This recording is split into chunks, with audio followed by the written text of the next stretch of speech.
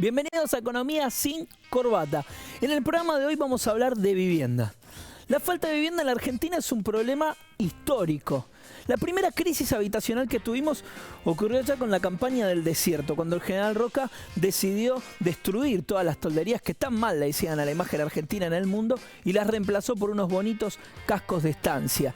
Después, claro, ahí apareció el dilema: ¿faltan viviendas o nos sobran indios?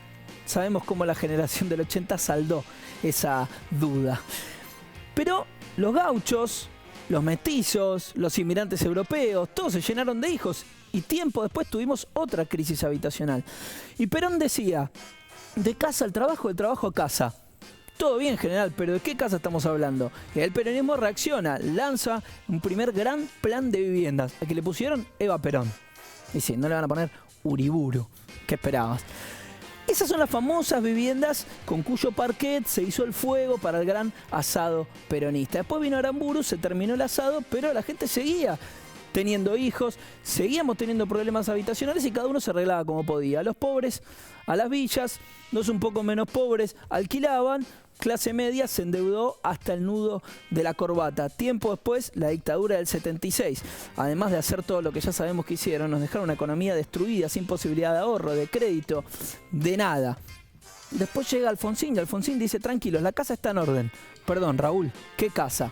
Y eso no se pudo solucionar, la hiperinflación se consumió todo. Después vino Menem, que privatizó el banco hipotecario. Dijo: bueno, tranquilos, con el mercado se van a arreglar. No se pueden arreglar mucho. Y después llegó el kirchnerismo. Muchos planes de viviendas, algunos mejores, otros peores, finalmente Procrear. Y del Procrear vamos a hablar bastante en este programa. Pero estamos preocupados, indignados, porque es este plan que se adjudica por sorteo. ¿Dónde se vio? Por sorteo. En los países serios esto no sucede. En los países en serio hay grandes créditos, muchos, para generar una buena burbuja inmobiliaria especulativa, donde después todo se puede destruir, donde puede terminar una gran crisis mundial, ejemplar, y todo el mundo es prolijamente desalojado. Pero por supuesto, acá todavía estamos muy lejos de semejantes cosas. Bienvenidos a Economía sin Corbata, un programa de economía y de política que no tiene techo. Afloja ese nudo que ahoga tus sueños, que impide que subas, que seas tu dueño.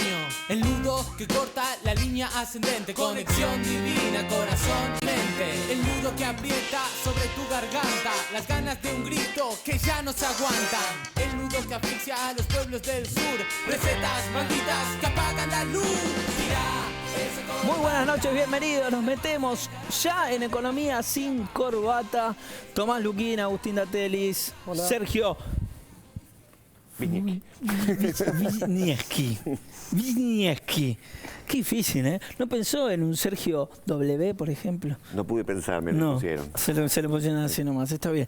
Vamos a meternos en un tema difícil hoy, muchachos, porque nos vamos a meter con vivienda, nos vamos a meter con problema habitacional, con algunas cosas que funcionan bien, con muchas otras que todavía no, con una deuda muy grande que tiene la democracia con los argentinos, la democracia argentina. ¿Por dónde empezamos? Por ahí me sí. parece interesante lo que marcabas vos, sí, que es el mercado el que no pudo asignar correctamente, como prometía la consigna máxima neoliberal, y entonces desde los 80, pero con mayor profundidad a partir de los años 90, la posibilidad de acceso a la vivienda y de solucionar problemas habitacionales en Argentina se ha hecho no más difícil, sino que ha habido muchos retrocesos.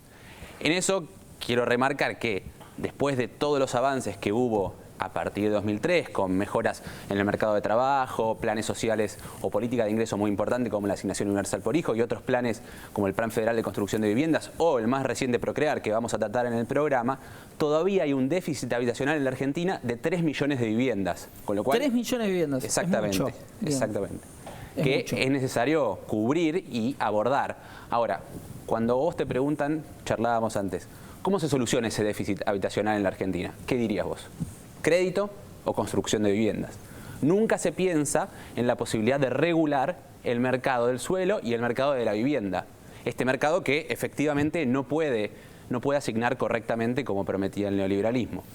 Perdón, Agustín, ¿vos compartís el diagnóstico de Tomás? Sí, y es cierto el daño que se ha hecho, digamos, para tomar un hito en la década del 90, por ejemplo, ocurrió la privatización del banco hipotecario, que juega un rol muy importante en todo esto de la asignación de créditos a la vivienda. Y después es cierto que el mercado, en esta cuestión especulativa que siempre guía el mercado, lo que llevó el último tiempo es a un aumento en el valor del suelo, aumento en construcción que hubo, aumento en el precio del suelo, de la construcción, y llevó a que las condiciones sean bastante desventajosas para que sectores, sobre todo de clase media, puedan acceder a una propiedad. Y eso condujo, entre otras cosas, como la construcción no fue un problema, todo lo contrario, a que exista una gran cantidad de vivienda ociosa. Hoy existe a nivel de todo el país un porcentaje muy fuerte de vivienda ociosa y muy alto, sobre todo en la ciudad de Buenos Aires. Fíjate que hay estudios que marcan que más o menos un 24% de los hogares en la ciudad de Buenos Aires son vivienda ociosa, es decir, que el promedio nacional es del 18%, ¿no? Más o menos, la ciudad de Buenos Aires sí, 17 y pico. Una casa cada 5, también estoy diciendo. Y la ciudad de Buenos Aires cerca de una 24. Vivienda, perdón, no una casa, una vivienda. Tal cual. Y la ciudad de Buenos Aires cerca de 24%, lo cual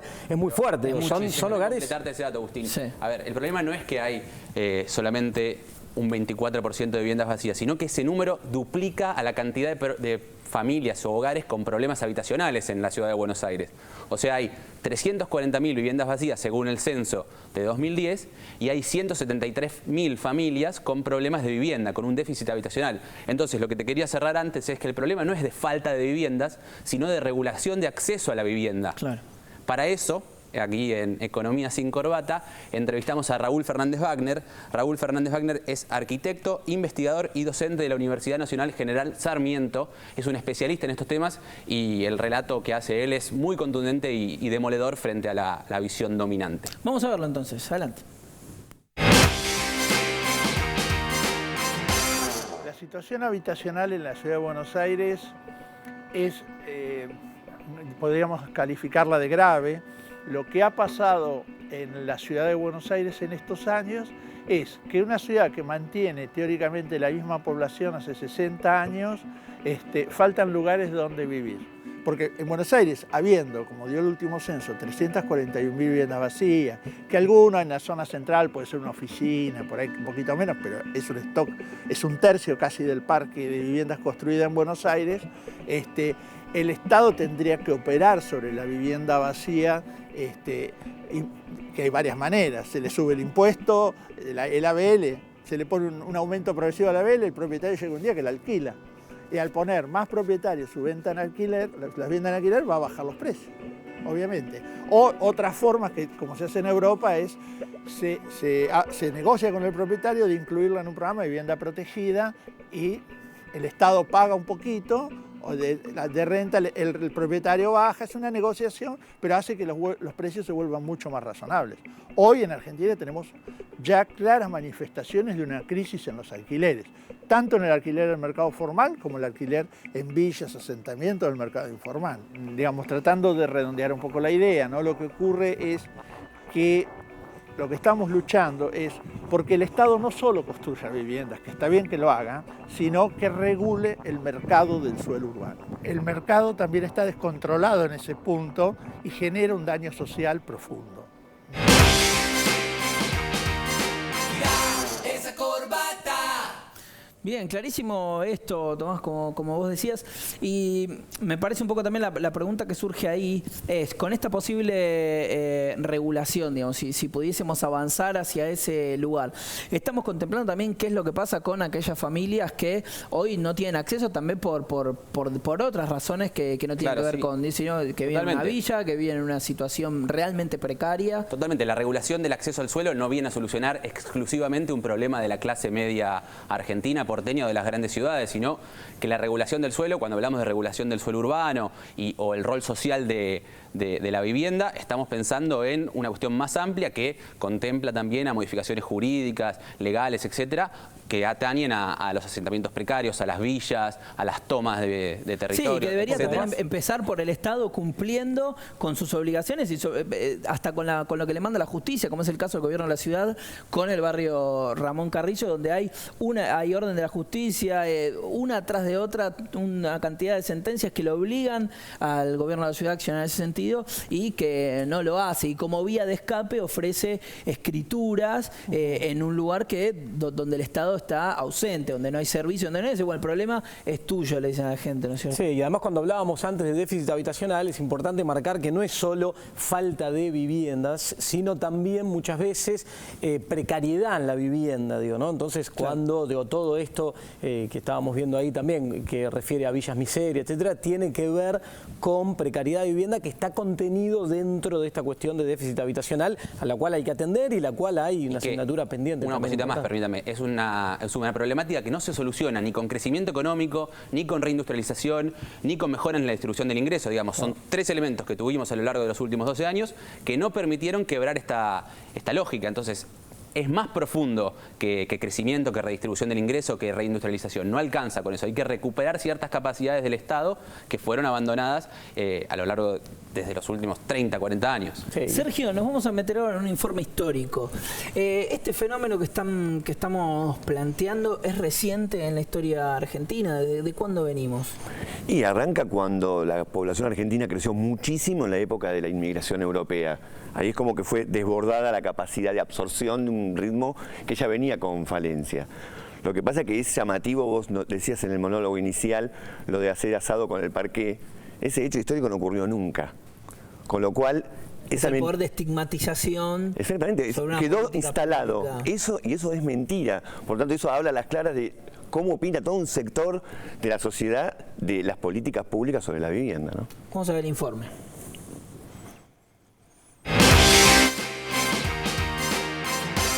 La llegada masiva de inmigrantes europeos a fines del siglo XIX y principios del siglo XX desató el problema habitacional en la Argentina. ¿Por qué? Muy sencillo. No había la cantidad suficiente de viviendas para albergar a los miles y miles de extranjeros que llegaban al puerto de Buenos Aires. La epidemia de fiebre amarilla generó la mudanza masiva de propietarios del centro al norte de la ciudad, y esos edificios vacíos se convirtieron en conventillos que fueron ocupados por esos miles de inmigrantes. La falta de higiene, las condiciones de hacinamiento y la falta de privacidad generaron la huelga de inquilinos de 1907. 2 años antes se sancionó la ley 4824, que fue la primera que se ocupó del problema de la vivienda en la Argentina. Mediante esta ley se construyeron los barrios Patricios y Buteler, que es donde estamos ahora, edificados sobre los terrenos que donó a la ciudad Azucena Buteler, miembro de la Sociedad Protectora del Obrero. En 1911 se fundó el Banco Hipotecario Nacional, con el objetivo expreso de otorgar créditos para la vivienda. Y 4 años más tarde, la Ley de Casas Baratas, también llamada Ley Caferata, que ordenó dotar al obrero, al empleado o al hombre de escasos recursos de una casa económica, higiénica y cómoda. O también financiar su alquiler y, de ser posible, que pueda comprar esa casa. Buenas intenciones, pero ¿cuántas casas se construyeron? Apenas 972.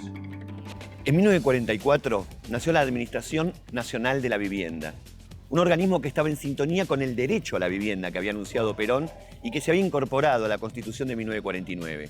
La política de vivienda del peronismo se dio básicamente a través de 2 vías. La directa, que es la construcción de casas, y la indirecta, que es el otorgamiento de créditos. El Plan Quinquenal de 1947 estableció que el objetivo fundamental de la nación en materia de vivienda era proporcionar a la población laboriosa una casa adecuada, higiénica y económica. Las palabras no se quedaron solas, fueron acompañadas por hechos porque se construyeron 400.000 viviendas. El Estado promovió y garantizó que la clase trabajadora tuviera su casa propia. La arquitectura en este primer periodo peronista se dividió en 2 estilos claramente definidos. Por un lado, el estilo neoclásico, aplicado a los edificios públicos, y por el otro, el estilo misión, importado de Estados Unidos y utilizado en la construcción de las viviendas sociales, que dio origen a lo que se llamó chalet californianos.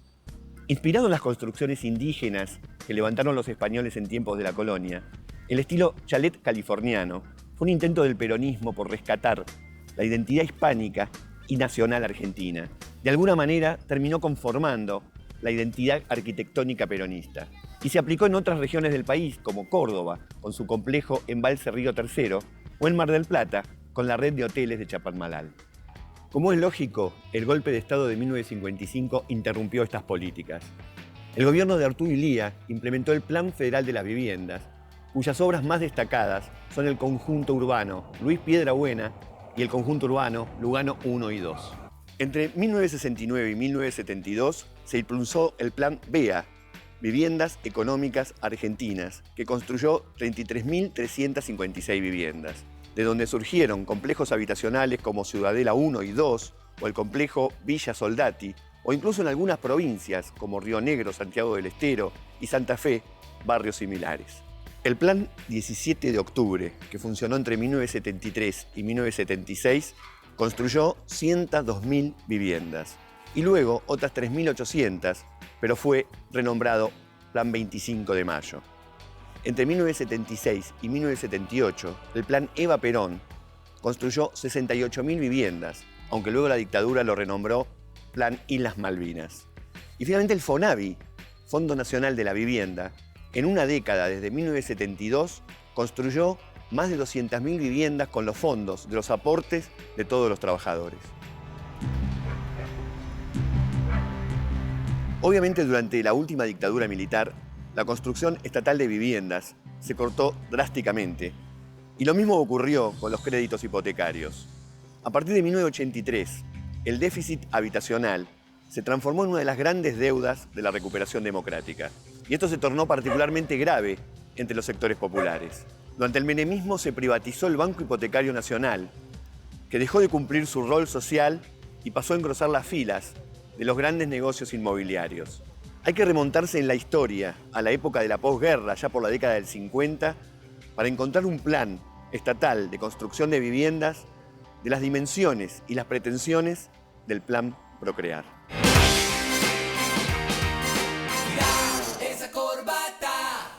Y cerrando así este informe histórico de Sergio, con el puntapié inicial para el Procrear, nos vamos al corte porque en el próximo bloque nos metemos de lleno en este plan de vivienda. Vamos a hablar del Procrear, ya venimos.